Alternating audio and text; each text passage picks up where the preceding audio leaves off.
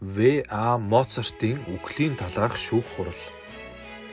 Хүн төрөлхтний хамгийн агуу хөгжмийн зохиолч бол яахын аргагүй Wolfgang Amadeus Mozart билээ.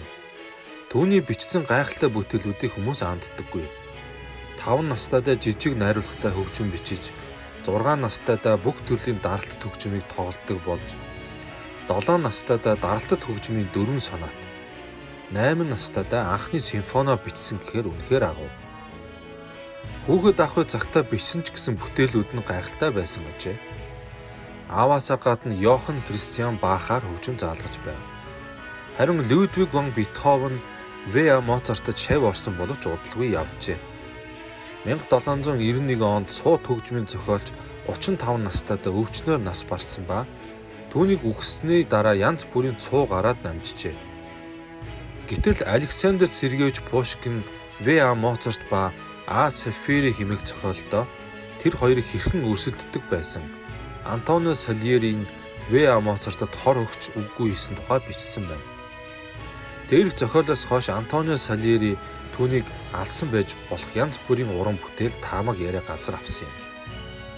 В.А. Моцарт бие муутай байсан ч цэл залуугаараа нас барсан Антонио Сальерийн үхэхдээ би түүнийг хорлсон хэмээн хэлснийг түүний найз Альфред Боровиц хажууд нь байсны хувьд худал хэмээсэн гэдэг.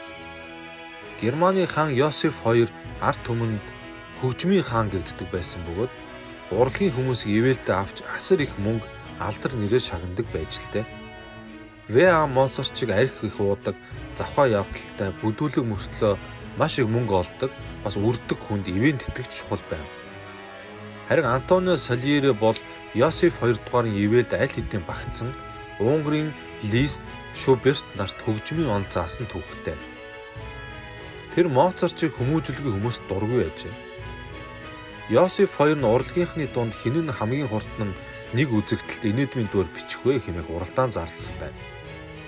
Гэтэл В.А. Моцарт Фигарогийн хорин бүтээлээр оролцож Итали гаралтай Антонио Сальерид ялагдсан юм. Энэ дуур театрт 9 удаа тоглогдоод хаагдсан билээ. Олон жилийн дараа Антонио Сальери дуурийг сэргэн тоглуулж алдартай болгосон байдаг. 1997 онд кино найруулагч Милош Форман Амадей киногоор Оскарын шагнал хүртсэн бөгөөд тухайн кинонд Антонио Сальери В.А. Моцартыг хордуулсан зүйл гарахгүйч гол дайсан байсан мэтээр үзүүлсэн байна. Ингээд Миланы консерваторийнхэн Итали залууг өмөрч сүх хуралдаанд зохион байгуулав. Нэр төрийг нь сэрүүлэхээр болсон ажээ. Шүүгдэгч хохирогч байхгүйч шүүх хуралдаан Ломбардын мужийн дээд шүүхийн шүүгчид мэргэжлийн хуульч нар гэрчүүдээр алдартай урлаг судлаачдыг оролцуулсан байна. Уг шүүх хуралдаанаар Антонио Сальери нь В.А. Моцартыг алаагүй буюу хордуулаагүй гэх тогтоол гарч цуу ярианд цэг тавьсан түүхтэй.